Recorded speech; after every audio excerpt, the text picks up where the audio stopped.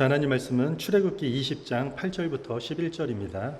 출애굽기 20장 8절부터 11절입니다. 출애굽기 20장 8절부터 11절, 저와 여러분들이 한 절씩 교독하겠습니다.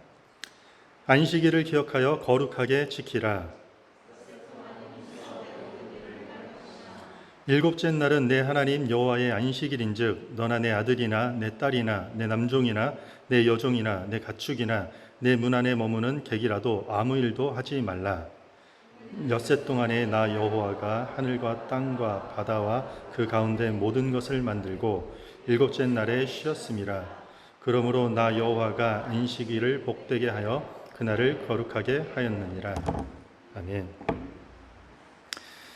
저는 오늘 말씀 제목은 안식의 역설이라는 주제로 하나님 말씀을 증거하도록 하겠습니다. 한병철 교수의 피로사회라는 책이 있습니다. 그 책에서 저자는 우리가 살고 있는 이 현대사회를 성과사회라고 정의를 합니다. 성과사회. 성과사회는 자기가 자기 자신을 소진할 때까지, 탈진할 때까지 스스로를 착취하는 것을 얘기해요. 그래서 결국은 자신이 가해자가 됨과 동시에 자기 자신이 피해자가 되는 상황이에요. 누구도 강요하지 않는데 자기 자발성을 가지고 자기 자신을 향한 착취가 계속해서 이루어지는 것이요. 성과 위주의 사회 속에서 일어나는 현상이라고 이야기하는 것입니다. 때로는 무한 경쟁 속에 행여나 우리가 뒤처질까 봐, 아니면 내가 거기서 그 경쟁에서 잘 쫓아가지 못해서 어떤 실패자가 되고 낙오자가 될 것 같은 그 불안감이 밀려오기 때문에 끊임없이 일하는 상태, 끊임없이 무언가를 하는 것, 이것이 자기 착취로 이어지는데 이런 현상들이 우리 시대 속에 많이 볼 수 있다는 것입니다. You can do it. 당신은 할 수 있습니다. I can do it. 나는 할 수 있습니다. 이런 식의 어떤 과잉 긍정의 메시지가 자기 스스로를 착취시키기도 합니다. 일하지 않으면 무능한 것으로 여기는 분위기가 사실 우리 사회 저변에 깔려 있어요. 뭐 하세요? 어떻게 하는 일이 뭐세요? 저 잘 쉬고 있습니다. 이러면 뭔가 무능하게 바라보는 게 우리 시대의 어떤 편견 중에 하나라는 것이죠. 왜냐하면 쉰다라는 개념을 논다라는 개념으로 동일시하는 일들이 일어나기 때문이에요. 쉰다라고 하면은 그저 빈둥거리는 것으로, 이런 부정적인 행위로 생각하는 사람들이 아주 많다라는 것이에요. 그래서 어느덧 쉰다라는 개념은 논다라는 개념이 되었어요. 그리고 쉬고 노는 사람들은 무능한 사람, 사회에 뒤처진 사람, 경쟁 사회에 걸맞지 않는 사람으로 낙인이 되었다라는 것이에요. 그래서 쉰다라는 개념은 어느 순간부터 실패한 것이고, 쉰다라는 것은 죄악된 어떤 사람, 죄악된 상태로 여기는 가치관이 우리 사회 곳곳에 자리 잡고 있는 것 같습니다. 하지만 분명한 것은 아무리 해야 할 일이 산더미처럼 쌓여 있다 할지라도 때로는 무한 경쟁 속에서 뒤처질 불안감이 매일매일 나를 덮칠 것 같은 그 근심과 걱정이 밀려오더라 할지라도, 만약에 어떤 내 마음에, 몸과 마음이 지칠 대로 지쳐져 있는 상태라는 것을 우리가 깨닫게 된다면 당장 쉬어야 될 때가 확실하다라는 것이죠. 과거 이스라엘 백성들은 430년 동안 이집트의 노예로 살았어요. 여러분들 430년을 노예로 살면은 그들에게 이런 안식, 그러니까 쉼과 휴식의 개념이 있었을까요? 그런 건 없죠. 쉼이 어디 있겠어요? 이집트 제국에 의해서 착취된 노예의 삶, 이 430년의 생활은 매일매일 중노동의 고달픈 슬픈 삶의 연속이었다는 것이에요. 출애굽기 2장 23절에 보면 여러 해 후에 애굽 왕은 죽었고 이스라엘 자손은 고된 노동으로 말미암아 탄식하며 부르짖으니 그 고된 노동으로 말미암아 부르짖는 소리가 하나님께 상달된지라. 하나님이 그들의 고통 소리를 들으시고 하나님이 아브라함과 이삭과 야곱에게 세운 그 언약을 기억하사 하나님이 이스라엘 자손을 돌보셨고 하나님이 그들을 기억하셨더라. 아멘. 이스라엘 백성들의 고된 노동으로 인한 탄식과 고통 소리를 하나님이 들으셨다라는 것이요. 그리고 누구를 지도자로 세우죠? 모세라는 지도자를 세워서 그들을 결국 출애굽시켜요. 그러니까 애굽에서 이 구원시키는 일들을 하나님께서 행하시는 것입니다. 애굽에서 빠져나온 이스라엘 백성들은 이제 이집트의 그 시스템대로 살 필요가 없어요. 이들에겐 이제는 하나님의 원리, 하나님의 방식대로 살아야 되는 상황에 놓여 있어요. 430년 동안 이 노예로서 이집트의 시스템에서 살고 있었던 이스라엘 백성들이 가장 우선적으로 지켜야 될 계명 10가지를 주세요. 그게 뭐죠? 10가지 계명? 10계명, 10가지 계명이요. 그리고 그 10가지 계명 중에 네 번째 계명이 오늘 우리가 읽은 본문이에요. 안식일을 기억하여 거룩하게 지키라. 안식일을 거룩하게 지키라는 것이에요. 여기서 안식이라는 말은 샤바트, 쉼이라는 뜻이에요. 그리고 무언가를 중단한다라는 뜻이에요. 쉬고 중단하는 상태를 안식이라고 해요.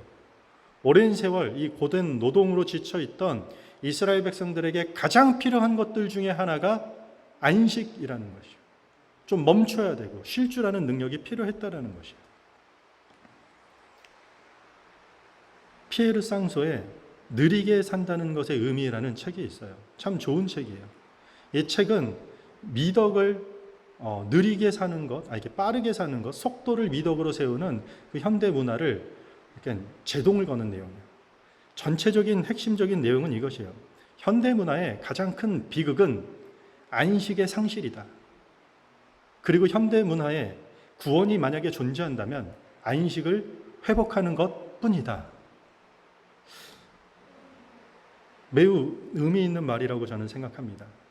우리가 성과 사회에 짓눌려서 스스로 착취당하고 있는 현대이들이나 아니면 이 이집트라는 제국 사회에 짓눌려서 노예로 삶을 착취당한 이스라엘 백성들 모두에게 필요한 게 샤바트, 이 안식이라고 성경은 말하고 있는 것이죠. 우리가 읽었던 10절 말씀을 보면 일곱째 날은 내 하나님 여호와의 안식일인즉 너나 내 아들이나 내 딸이나 내 남종이나 내 여종이나 내 가축이나 네 문 안에 머무는 객이라도 아무 일도 하지 말라. 안식을 지키라라는 이 계명은 당사자 자신을 넘어서 아들, 딸, 남종, 여종, 심지어 어디까지 전달되죠? 가축, 짐승에게까지 넘어간다는 것이죠. 그리고 이 개념은 나중에 땅에게까지 간다는 것이죠. 토지까지도 적용이 돼요. 우리 집에 머무는 손님들에게까지도 이 안식이 적용된다는 것이요. 그 안식일에는 아무것도 하지 말라라는 것이요. 안식일에는 노예조차도 노동으로부터 자유로워라라는 것이요. 이집트 시스템은 과거에 어땠죠? 이 이집트는요, 더 많은 노예를 확보해야 돼요. 더 많은 노예를 확보해서 그 노동력을 24시간 365일 풀 가동하면서 쉼없이 자신들의 제국을 넓히는 것이 그들의 꿈이고 소망이었던 것이에요.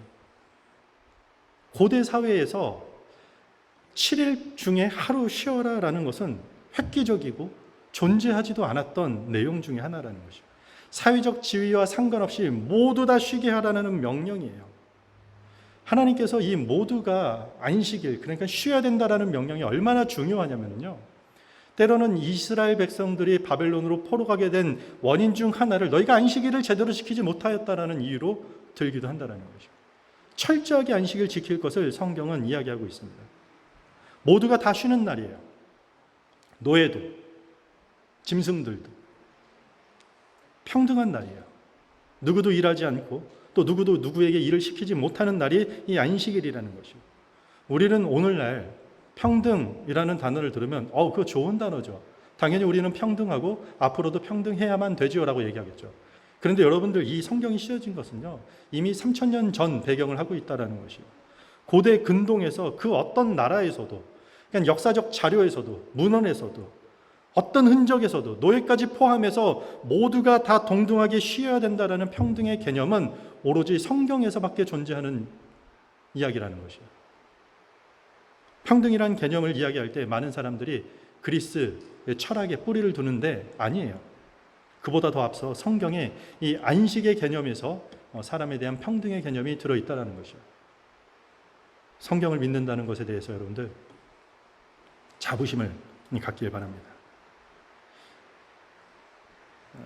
미국 서부 개척 시대에 한 무리가 세인트루이스에서 마차를 끌고 오레곤주로 향하고 있었습니다.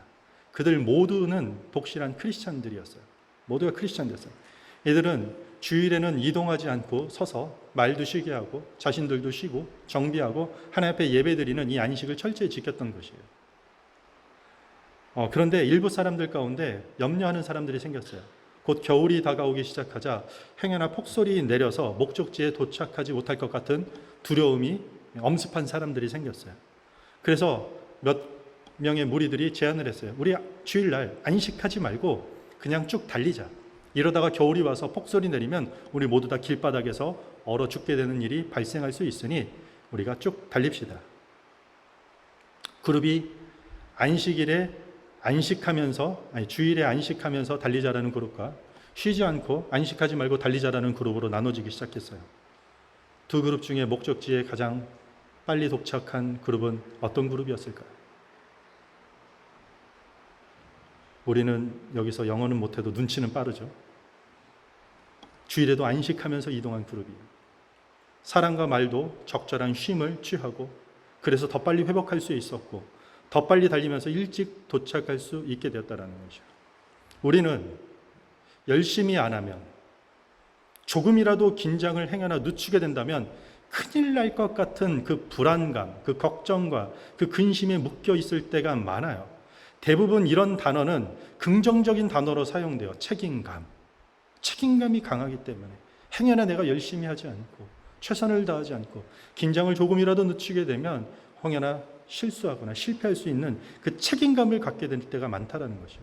책임감은 좋은 단어예요. 훌륭한 말이에요. 그러나 일정 선을 어느 순간 넘게 되면 이 책임감이 하나님의 주권, 그러니까 하나님께서 우리 삶을 이끌어 가시고 인도하신다라는 그 믿음을 놓치게 될 수 있는 위험에 빠지게 된다는 것이에요. 그래서 우리가 안식한다라는 이 말은 삶을 통한 믿음의 큰 고백이 되는 것이에요. 어떤 고백이요? 하나님께서 함께 하신다. 하나님께서 그것을 이루신다. 내가 첫째 날부터 여섯째 날까지 땀 흘려 일한 것들의 결국의 열매를 하나님이 책임져 주신다. 하나님이 이끌어 주실 거다라는 그 믿음의 고백이 안식 속에 들어가 있다는 것이에요. 그러나 우리는 책임감이 너무 과도해져서 하나님이 그렇게까지 하실까 내 삶에. 이 일은 하나님도 해결하지 못하는 일이야. 내가 밤을 새가면서도 해결해야 돼. 제가 그 신학대학원에 갈 때 입학할 때 가장 먼저 하는 그 과정 중에 동계 강좌인데 히브리어 헬라어를 공부를 해야 돼요. 그리고 그것을 패스해야지 졸업도 할 수 있고 성경 과목을 들을 수 있게 돼요. 신학대학원에 오신 분들은 다 목회자가 되겠다라고 목숨을 걸고 오신 분들이죠. 하나님 앞에 인생을 바치겠다 서원한 분들이세요. 전도사님들이죠. 동계 강좌가 시작되면요, 정말 24시간 도서관에서 이 헬라어 히브리어를 공부하느라 밤을 새면서 내려오지 않는 분들이 계세요. 밥도 제대로 안 먹어요. 2달 동안 계속 거기 앉아 계시는 분들이 있어요. 근데 재밌는 게요, 그런 분들이요 좋은 성적을 받는 경우를 제가 못 봤어요. 누군가 저한테 이런 얘기를 하더라고요. 전도사님들이 이렇게 믿음이 없어서 됩니까? 하나님이 우리 뇌를 그렇게 시원찮게 만들지 않았어요. 그러면서 이렇게 얘기해요. 낮에 열심히 공부하면 믿음으로 자야 된다고. 그 말이 저한테도 확 와닿더라고요. 그래서 저는 시간이 되면 잘 잤습니다. 자랑인 것 같지만 저는 좋은 성적을 받았습니다. 자랑을 하려는 게 아니라, 그래, 하나님께서 우리를 창조하신 방식이 열심히 일한 이후에 안식이라는 것을 통해서 하나님은 회복시키시고 더 나아가서 하나님이 뭔가 우리를 통해서 일하신다라는 개념을 우리에게 알려주신다라는 그 안식의 개념을 놓치게 되면 우리 신앙생활에도 하나님의 주권을 놓칠 수 있다는 것이에요. 이렇게 안식을 해야 되는 이유 중 하나는 이날을 하나님께서 거룩하게 구별해 놓았기 때문이에요. 11절입니다. 함께 읽겠습니다. 화면을 보시고 시작. 이는 엿새 동안에 나 여호와가 하늘과 땅과 바다와 그 가운데 모든 것을 만들고 일곱째 날에 쉬었음이라. 그러므로 나 여호와가 안식일을 복되게 하여 그날을 거룩하게 하였느니라. 아멘. 하나님께서 창조의 장면을 보면 여섯째 날 동안 창조하시고 일곱째 날을 뭐라고요? 복을 주시고 거룩하게 했다라는 거죠. 거룩이라는 단어, 복을 주었다, 거룩하게 하셨다라는 단어가 성경에 최초로 등장하는 장면이요, 이 안식에 대한 개념이요. 그리고 이 안식일에 등장을 해요. 하나님께서 최초로 거룩하게 하신 날, 그리고 시간을 거룩하게 하신 날이 바로 이 안식일이라는 거죠. 우리 기독교가 타 종교와 다른 점 중 하나가 공간의 종교가 아니라 시간의 종교예요. 이 날을 하나님이 거룩하게 하셨다라는 것이요. 하나님이 이 시간을 거룩하게 하셨다라는 것이요. 일주일 중에 이 하루는 내가 거룩하게 하셨다. 이 날은 하나님의 날이다. 여호와의 날이다. 그런데 다른 날들과 특별하게 이 날은 구별된 날이고 복되게 할 것이다. 이 날을 통한 소유권에 관한 하나님의 선언인 것이요. 이 날은 내 날이다라는 것이요. 하나님이 그 날을 우리로 하여금 뺏고 싶어서 하는 말씀일까요? 아니에요.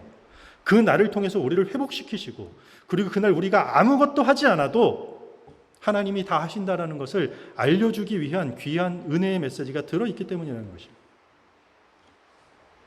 그래서 안식일은요, 단순히 노동에서 해방되는 날 그 이상이에요. 모두가 평등하게 쉴 수 있는 피조물에 대한 하나님의 배려가 들어있는 거예요. 내가 너희를 사랑한 것 같이 너희도 서로 사랑하라는 말로 우리는 이해할 수 있어요. 왜냐하면 나 혼자뿐만이 아니라 내 개인뿐만 아니라 내게 속한 종들, 가축들, 모두가 가족들 다 안식해야 되기 때문이라는 것입니다. 그래서 안식일은 하나님의 은혜를, 하나님의 사랑을, 하나님의 배려를 경험하는 날로 응축되는 것이에요. 한국의 어느 고등학교 고3 수업 시간입니다. 수능을 100일도 남겨두지 않은 시간이에요. 입시를 앞두고 고3 수험생들이 모여서 1분 1초가 아주 소중한 시간이에요. 선생님이 수업을 하다가 갑자기 10분간 휴식을 외쳐요. 자, 너희들 다 일어나봐. 다 일어나서 창가로 다 모여. 그리고 창밖 좀 보자. 저기 뭐가 보이니? 단풍이 보이지 않니? 너무 예쁘지? 자, 5분간 단풍 바라본다, 실시.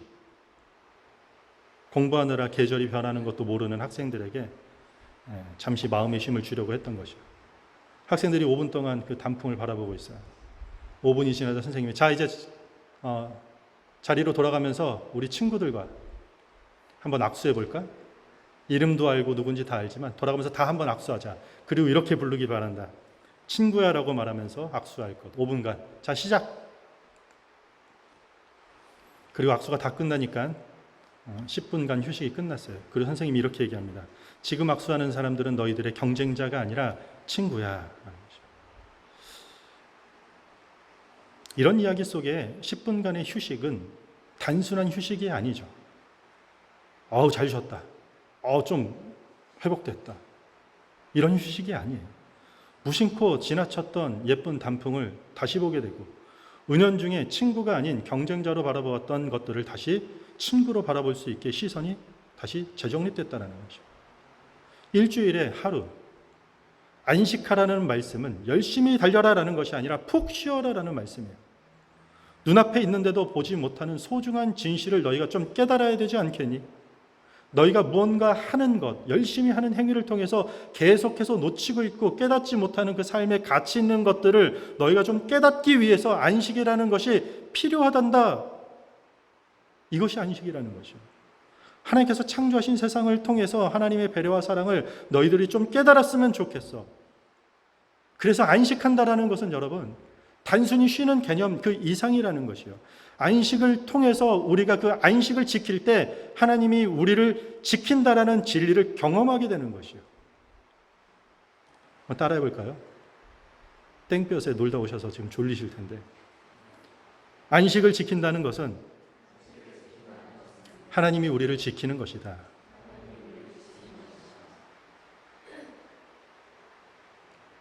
진정한 안식은 우리 삶을 통제하는 손을 잠깐 떼는 것이에요.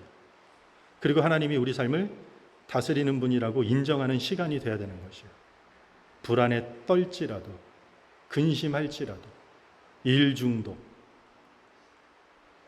생각도 중독이에요. 헛된 생각하면은 죄 짓는 그런 길티를 느껴서 계속해서 창의적인 생각, 긍정적인 생각, 이런 어떤 것의 노예로 우리가 얽매여 있을 때가 있다는 것이죠. 물론 안식일을 이 계명으로 율법적으로 지켜야 되는 시대는 이미 지났어요. 예수 그리스도의 십자가와 부활을 통해 모든 율법은 성취됐고 완성되었어요. 그래서 우리는 안식일을 이렇게 율법대로 지키자라는 것이 아니라 안식일의 정신이 무엇인가, 안식일의 진정한 의미를 우리 삶에 어떻게 적용해야 될 것인가 물어야 된다는 것이죠.